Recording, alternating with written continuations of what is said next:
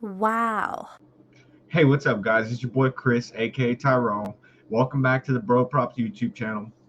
Sorry, I haven't been here for a couple of days. Just been busy and such. We had a lot going on this weekend. It was my mom's B-day, college football. We went to the game on Saturday.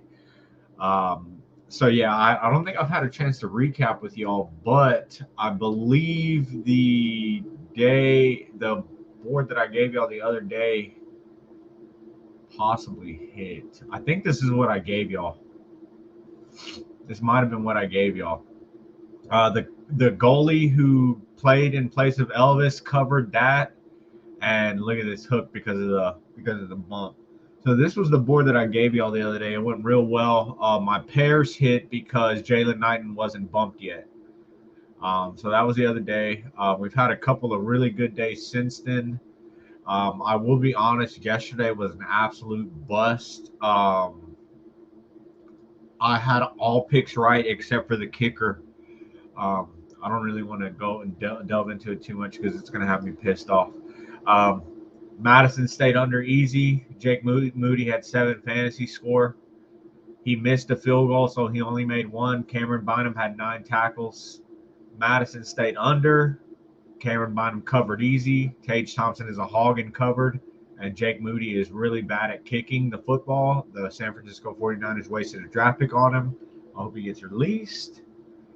Um, yeah, he's not a good kicker, and I don't like that guy. I can't believe he missed that easy 40-yard kick to cost me all that yesterday. I mean, I could have done something different. I didn't want to do McCaffrey because he was coming off an injury. He didn't cover his rushing yards. He didn't cover his rushing attempts. He did cover his receiving yards and his fantasy score. And it's like his fantasy score was 18. It's like, man, I don't know about that. I don't even think he's going to cover his rushing yards. He didn't cover his rushing yards, but he covered his 18 fantasy score. That's how frustrating this stuff can be sometimes because it's like, dude, that's why I wanted to stay away from Christian McCaffrey because I was like, I don't think he's going to run the ball that much. I don't think he's going to be effective on the ground. He had just come off he had a strained oblique, whatever. And I don't know. I feel like the 49ers offense is not the same without Debo Samuel. And yeah, dude popped off on fantasy score, covered his receiving yards, didn't do anything else as far as rushing goes. He would have busted everything there. So I don't feel bad for not choosing him. I knew Brandon Ayuk would be iffy on the catches. I mean, it was a weird game. I didn't like the matchup yesterday, and Brock Purdy and the Niners they got exposed. They have been exposed the past 2 weeks. They are not as good as they look to start the season. To be honest, Brock Purdy's pretty mid. He makes really bad decisions. He said that his strength was reading the defenses, and he's not good at it. Um, and then the Niners defense, I don't know what they were doing. Yesterday was a really frustrating game. It's pretty much all I got to say about that. Okay. Anyways, let's forget about football yesterday, and let's think about NBA today. I guess I went on that little rant because I don't really have too many stats to show y'all. This is going to be a pretty short video, regardless of everything that I was just saying.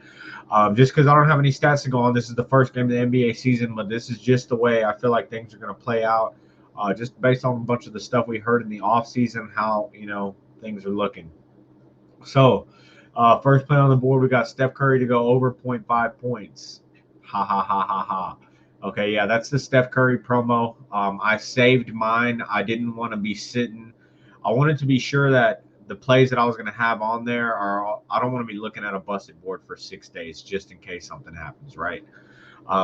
Regardless, I'm glad I waited because I think I found a perfect board that I feel like this should be sweat free. Okay. So moving on over from Steph's easy zero point 0.5 points. We have Austin Reeves to go over 14 and a half points. He played summer ball. He still got his rhythm going.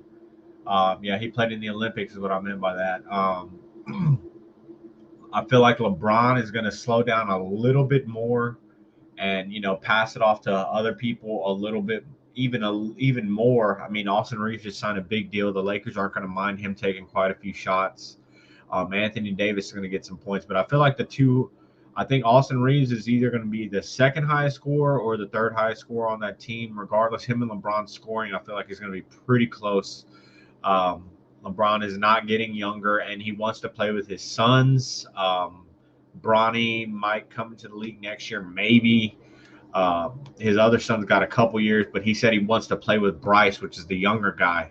So that's going to be like 3 years out. And if LeBron gets to do that, he's going to have to slow it way down even more starting now, just because, like I said, he's getting older. So based on all that, the way Austin Reeves signed a big deal, I feel like LeBron will slow down a little bit as far as the scoring and look to find his teammates even more than he usually did. Austin Reeves, Anthony Davis, they should eat off of that. They are playing Denver. Um, yeah, we'll see what happens. I don't feel like Denver, they're not like an amazing, they're not going to shut you down forever and you're not going to score any points. They're just going to outscore you and you cannot stop them. So I'm not scared of that matchup for Austin Reeves. I actually like it for him. Moving on over, we've got Jordan Poole to go over 24 points. He's playing Indiana. I mean, they're probably decent in defense, but it's the Jordan Poole show in Washington. He signed a huge deal with the Warriors a year or two ago. They just traded him after that. He was probably not feeling good, and he's got some statements to make. So Jordan Poole show in Washington. I imagine you take his points and assists, or PRA over probably almost every damn game. Um, you only get busted by it if he gets injured because it is going to be.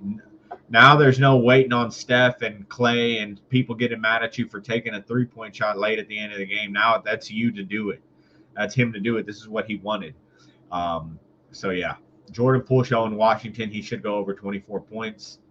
And then last play on the board, I got Dylan Brooks to get a steal against Orlando. This is why we brought Dylan Brooks over. I don't like the guy. So let's hope that he, covers for us and starts to, get in my favor a little bit.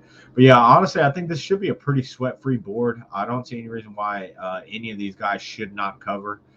Maybe Steph might have a little bit of trouble with that 0.5. Ha ha ha. But yeah, this is what I got. This is for today and into tomorrow because with Steph played with the $25, it was pretty much a free play. So I was like, man, I think I got 3 good ones to go with it. So this is what we're running for the NBA today and tomorrow.